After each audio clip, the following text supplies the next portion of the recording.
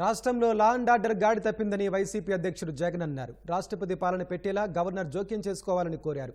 ప్రత్యర్థుల దాడిలో గాయపడి విజయవాడ సన్ రైజ్ ఆసుపత్రిలో చికిత్స పొందుతోన్న నవాబుపేట వైసీపీ నాయకుడు గింజుపల్లి శ్రీనివాసరావును జగన్ పరామర్శించారు. మళ్ళీ చెప్తా ఉన్నా, చంద్రబాబు నాయుడు గారికి చేస్తా ఉన్నది తప్పుడు సాంప్రదాయం. ఇది గనక కొనసాగింది అంటే రేపు పొద్దున ఏం జరుగుతుంది అంటే ఈరోజు మీ ప్రభుత్వం ఉంది, చాలా వేగంగా మీ ప్రభుత్వం కూడా తుడిచిపెట్టుకుని పోతుంది. ఆ తర్వాత మళ్ళీ మా ప్రభుత్వం వస్తుంది. ఆ ప్రభుత్వం వచ్చినప్పుడు కార్యకర్తలు నేను వద్దు వద్దు అని చెప్పినా కూడా వినకుండా ఆ కార్యకర్తలు చంద్రబాబు నాయుడు గారి తెలుగుదేశం పార్టీ వాళ్ళందరికీ కూడా బుద్ధి చెప్పే పరిస్థితి కూడా చంద్రబాబు నాయుడు గారు బీజం వేస్తా ఉన్నారు. ఈ రోజు లా అండ్ ఆర్డర్ పూర్తిగా గాడి తప్పిన పరిస్థితులు కనిపిస్తా ఉన్నాయి.